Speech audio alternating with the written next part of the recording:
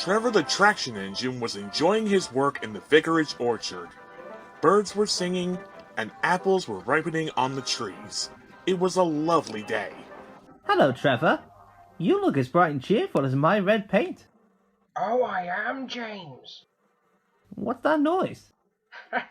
It's the bees, James. They're all in these boxy things called beehives. I'm taking them to the station.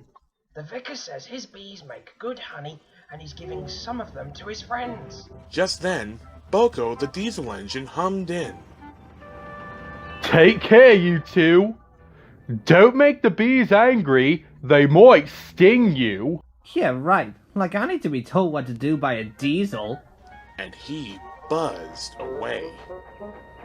See you later, Trevor, called BoCo, and set off to see Duck at the next station.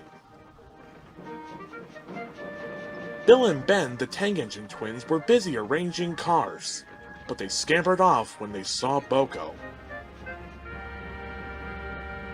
I remember the first time I met those two.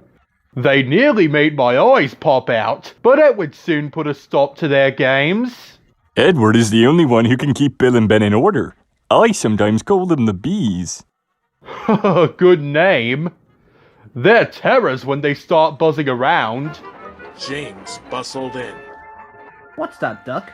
Are you afraid of bees? Pfft, they're only insects after all, so don't let that buzzbug's diesel tell you different. His name is BoCo, and we didn't. You know, I wouldn't care if hundreds were swarming around. I'd just blow smoke and make them buzz off. Buzz, buzz, buzz. The next morning, James arrived at the station to collect his coaches. The passengers were excited and keen to get on board. The platform was crowded, and the porter was in a hurry. Excuse me there. Mind your backs. Then there was trouble. The beehive fell and broke open. The station cleared like magic. What's going on? James heard a familiar buzzing. The bees were too cold to be cross, so they buzzed around the fireman, hoping he'd mend their hive. But he didn't understand, nor did his driver. So the bees turned to James. His boiler was nice and warm. Buzz off! Buzz off! Hissed James. One bee burnt his foot. Ooh, phew, phew. The bee thought James had burnt him on purpose. Where'd he go?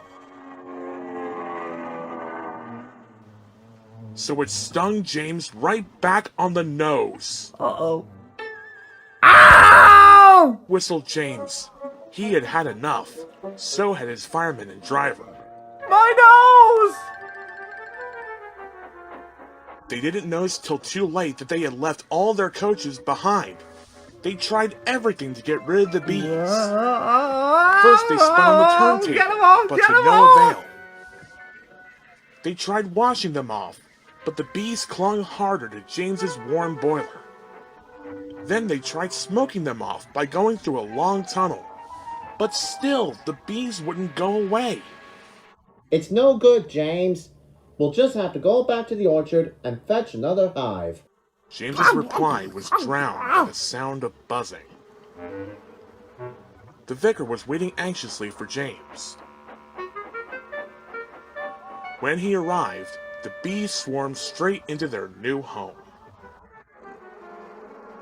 Come on, James.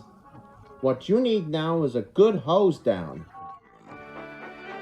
Later that evening, James was resting in the shed when the vicar came to see him.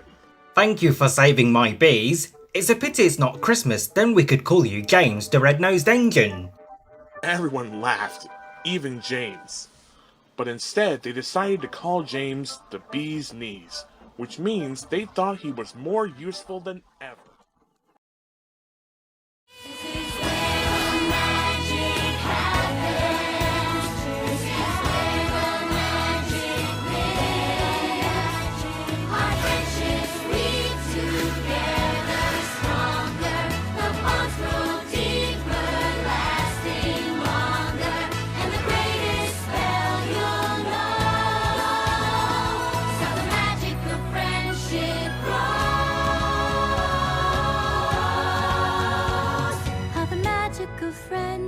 kept growing.